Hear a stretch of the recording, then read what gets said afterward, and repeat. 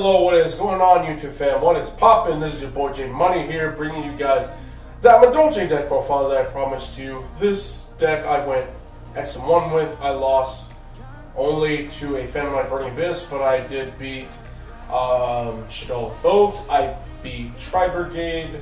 No, it wasn't Tri-Brigade, it was Drytron. And I beat Prank Kids, and then for some reason I got cucked out of top 4. Simply because, I don't know why I got cut out of top 4, because my only loss was the undefeated. But then I come to realize that the other, two of my opponents that I beat dropped. So I'm like, wow, must be nice, man. That's crazy, right? But anyway, the deck seems to do really good at just beating the meta. It is a go second deck. I don't know why people are so hell-bent on going first. Yes, anti-spells are nice. D-Shifter going first is nice, but it's not nice going second, and I'll explain that in the deck profile. But the deck already doesn't struggle going first. Like, it's good, its engine by itself is good enough going first to where it will stop most decks from beating you. So, you know, strengthen your ability to go second, and you are good to go. And the proof was in the pudding, and I'll tell you exactly why I lost to the Fenway Burning Abyss player. But yeah, anyway, guys, let's go on to the deck profile. Okay, starting this profile off, guys.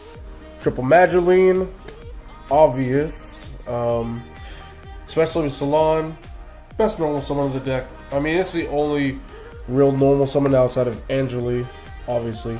This card is really nice, especially in tandem with a Salon and this, and B with a Chateau. Reason being, this is like against a Drytron player. I had made Saloned my way into a Zeus, and I've sent their board, and then I proceeded to activate Chateau and shuffle my Madolche monsters back in, that's how everything that was under Zeus, and then I just revealed this and comboed. It was nice. 3 Angeli, obviously. Great normal summon to have. Puts a Madolche in the graveyard or a monster in the grave for Hoot Cake. This card, still debating on if I should play 3 or not, honestly. But, you know, it's like your second best card outside of Petting Sister. Petting Sister requires you to have 0 monsters in your graveyard. This makes it a little bit more flexible. It makes it to where you can play a little bit more hand traps, especially if you're on Orange Light. But it is what it is. 2 Messenger Lottos. I'm gonna be honest, guys. There's so many situations where, there's so many times where I wish I was playing 3. I wish I was playing 3. Because, simply for the reason, okay, think of it this way, right? How should I put this? Oftentimes you'll overlay double Messenger Lotto into Teacher, and then you're making Sistart, but you don't have a third Messenger Lotto to get that last search for that last piece of interruption that you really need to really ensure that your stuff is good to go. If that makes any sense. So many times I had to overlay double Messenger Lotto so I can keep this on the board, and I have to link off, let's say, I can't really think straight, but there's so many times where I just wish I had another one in the deck for Ticket. Because it's like, man, I just summoned another Madolche with Ticket, I'm not getting a search before I end my turn, and it's dumb sometimes, to where it's like, it really sucks to open. It really does, but at the same time, it's like I really miss that third a lot. But there's nothing we really can do about it now. I'll try and find space. 1 Brick, obviously, and 1 Mew. This card still comes in. It still comes in a lot. Especially if you open this in Hoot, you open that in Messenger Lotto, to where you can grab your Salon, activate Salon, get your extra normal. And then, if it's like Hoot Cake or something, you link this into Almirage, and you summon your Hoot, and you still have full combo. This essentially just gets Messenger Lotto out of your hand, and gets that search. I think if it wasn't for Messenger Lotto, I wouldn't be playing this, honestly, because it really sucks to open one. But even if you do, if you have Salon and like another way to combo, like you have to have Salon with Angeli, Mageline, or Petting Cess. If you have Hoop Cake, Pudding Cess, or anything else, not very good. But that's it for the monsters. Yup. Alright. 3 Salon. Some people are on 2 Salon, 3 Promenade and stuff. It really depends on what you're trying to do. This is a go second deck. Everybody's like, oh yeah, go first is the way to go. But the deck can already go first, like very well, if you know what I mean. So I focus more on going second because I don't want to be that dependent on winning the dice roll. You know what I mean? I really don't like depending on the dice roll. Like the deck already by itself via its own engine is good at going first. Like you don't need the Dimension Shifter is nice. It seals the deal, but more times than not, you're probably gonna win if you set up the wall and if you set it up properly. And there's other cards I'm playing that people for some reason just dropped. I don't know why they dropped it, but it's so good. But 2 Chateaus, 1 ticket. I've always been on the fence between either 2 Chateaus, 1 ticket, or 2 ticket, 1 Chateau. Ticket is so good in tandem with like all mode and stuff early, like early game. Like if you open ticket, you're in such a good position. Again, at another one of those situations to where it's like, dang, I wish I had another Messenger Gelato and the deck to keep searching because that's what it is. Other times you'll be able to all mode without ever needing to detach for glass in a lot of those situations. And it's like, okay, I get an extra detach, I get an extra summon, but both of my Messenger Gelatos are already out. And it's like, if I had a third one, I would be able to keep this going. I would be able to get the third search, and I would be able to set up my full thing. Alright, now people are on multiple Promenade. Honestly, you don't really need multiples. I'm on 1 Promenade, 1 Nights. I don't know why people are still not playing this card. It's so easy to set up. It's incredibly easy to set up. Because think of it this way: if you open one, you can search the other. It's because this is once per turn, right? So this is why I really wish I had the third Messenger Gelato search, right? Because Messenger Gelato would grab Chateau, Messenger Gelato would grab like either A Salon or B ticket, depending on what your setup is going like, and then you can resolve either or and set ticket or activate ticket, and Messenger Gelato search this. And shuffle cards back after you made like Teacher and Sistart and shuffle things back. And then you can set Promenade. This is why I contemplate on the third Messenger Gelato, because then I can actually grab Knights and actually complete the entire setup. Because if you have Promenade and Knights, like you're probably not going to lose that game, especially when you have Sistart keeping all the stuff on the board. Teacher, shuffle these back. You can summon Messenger Gelato again and research them out. Search one, set the other, probably Promenade with Salon, draw for turn. You're good to go. There are times where I do wish I had the second one, but not enough to warrant actually playing the second one. You know what I mean?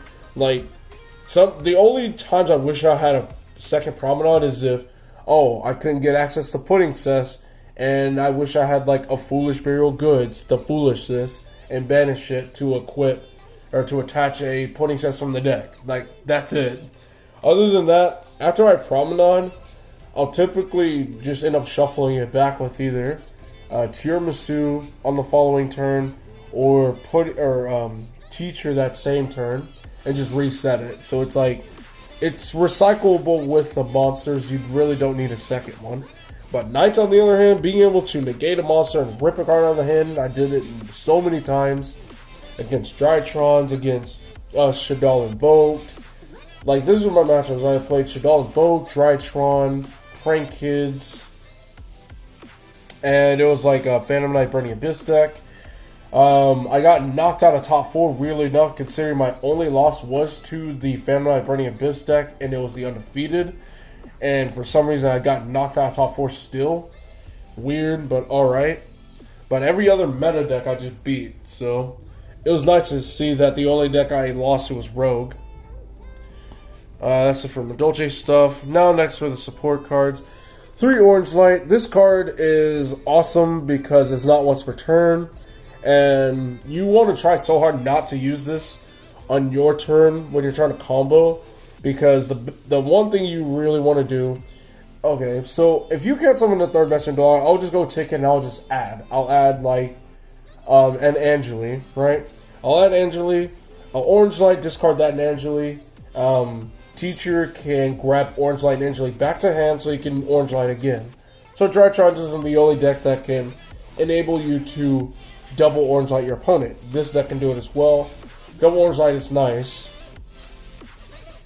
I think I was playing Lancey on my main too. No, I took it out on my main. 2 Kaijus. They're the win ones in specific because you can't afford to get barrier statue locked, so there's that. This is my tech of the day. I took out the Lanceys for these, for Protector Spirits.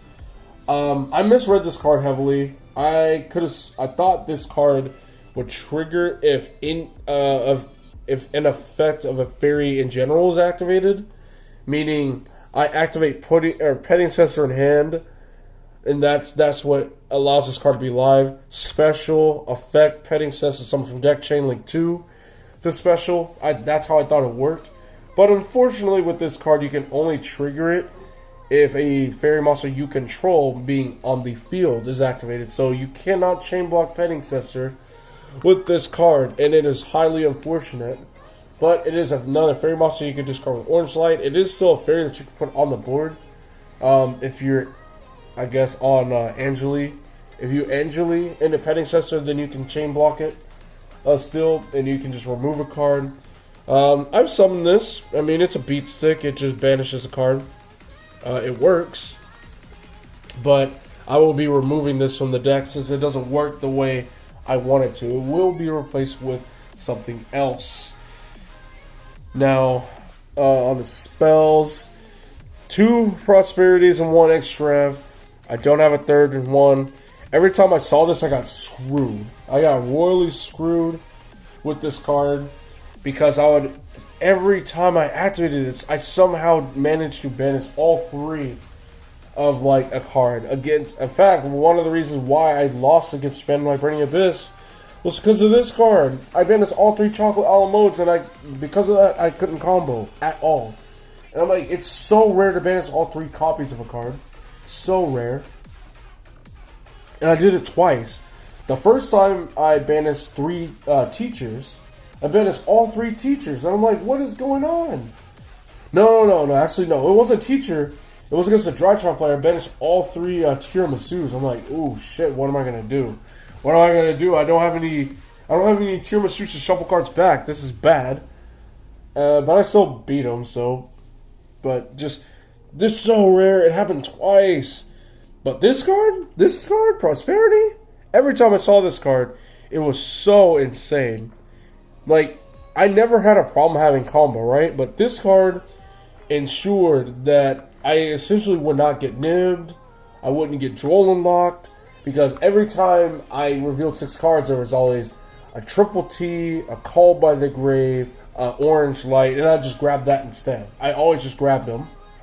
I'm like, damn, man. But if I can get me a 3rd Prosperity, I would actually be able to have play Instant Fusion for Millennium Eyes to circumvent even more hand traps in this deck. This deck already has a decent time against hand traps, but you can never not have enough protection against hand traps because hand traps are just obnoxious right now. It's crazy. Triple T's, I've already alluded to it earlier. If your opponent Troll unlocks you, if you're sensing a Troll lock, you just grab the Triple T with your pot.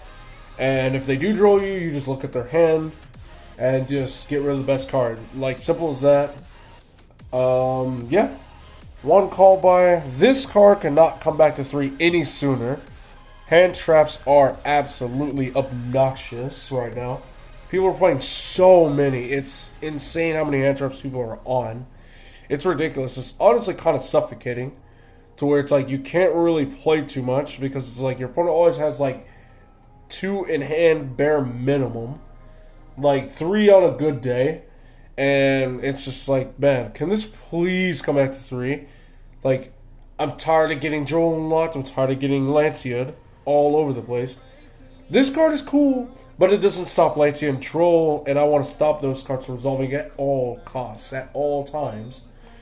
Even if it means having to play like Gamma and stuff. Man, it's so obnoxious. Double evenly match, again, going second card.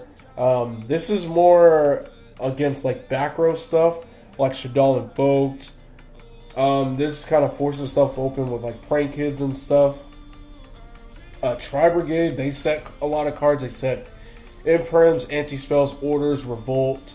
They do all of that. So if you evenly match them, they're more than likely going to chain Revolt, Link Summon, keep their monster, and banish the Order or Anti-Spell. And last card is going to be Gravedigger. This card's nice. I can't stand opening it though. I keep opening it. It sucks to open.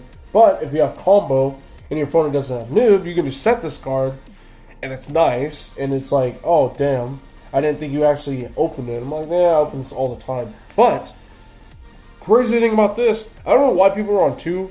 Some people are on 2 because they don't like opening it. But with this card, I think I've done this twice. I've flipped this over. I've Gravediggered a Prank Kids guy on the first Prank Kids. Then I detached for like glass, and I've glassed this back and reflate because no. Hold on. He hand trapped me first. He hand trapped me, and I reflated early. He tried to ghost spell me, and I reflated sent Gravediggers, right? Then I went for glass. And made Sistart and shuffled this back into the deck so I can have another use for Rafflesia. And I'm just like, why does nobody do this? Why does nobody shuffle this back to use again? Like, using this twice is nice. Your opponent loses half their life points off rip. Before your opponent even really got to doing anything good. And so, I've done this twice. I've shuffled this back and reused it. It's been nice. But that's it for the main extra deck. Pretty self-explanatory, but since we're on Extrav, 3 of the one-ofs that are Madolches are these. Again, this is for Mew, to put something in the grave so you can hoot cake and self-combo.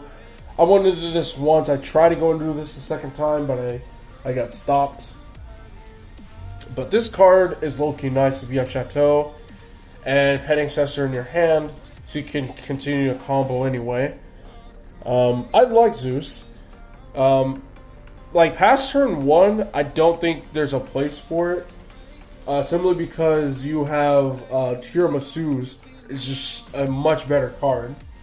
Because it doesn't require you to send your whole board, first off. And it just like shuffles stuff back. It doesn't send stuff to grave. 3 teachers. 3 Tiramasu's, obviously. If you're on Extrav, you gotta match them out. You can't afford to banish 3 of any of these. Even Sistarts, you cannot afford to banish all your Sistarts. Sistart is nice for being able to insulate your spells and traps, and it allows you to trigger Teacher at the end of your combo. So yeah, that's it. Side deck, also kind of self-explanatory, but we'll go into it anyway. This is an auto win against the majority of your matchup that is not Drytron or Salamangreat. Pure point blank, this card just wins against everything else. This card should honestly be... I don't know why this card sold 3. I don't know why it sold 3. That, Rivalry Warlords, or there could be only 1, or Summon Limit. I do not know. Oh, even Anti-Spell Fragrance. I do not know why those 5 cards are still at 3 copies. It is insane to me that all 5 of those floodgates are still at 3. Like, they just auto-win against so many matchups. And, like, we're kind of in a point to where we need less auto-wins. To where it's like, the Gozen match, like, demands an answer. Like, every single floodgate now demands an answer right then and there, right away, or you lose. It's literally no different from Zeus or Zexal. You gotta answer it then and there. You're not playing, you're getting OTK'd. D-Shifter, I don't know how I feel about it. Everyone's like, man, this card's so good in Madolche's in the main. Yeah, if you go first, it's fantastic. But if you go second, people are like, oh man, you just got OTK, this, and that, and the other. And I'm looking at this, and I'm just like, how? Because you gotta think, you have to control no cards in your graveyard for this card, right?